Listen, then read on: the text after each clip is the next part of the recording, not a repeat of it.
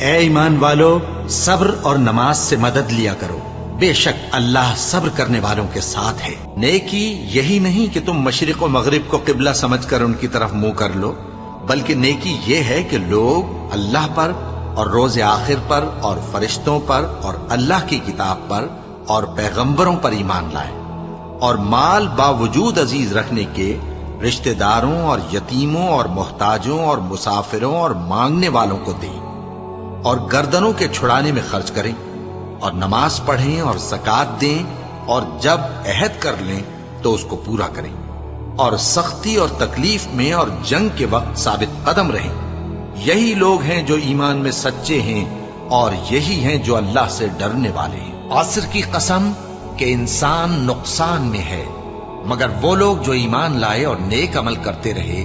اور آپس میں حق پر چلنے کی تلقین اور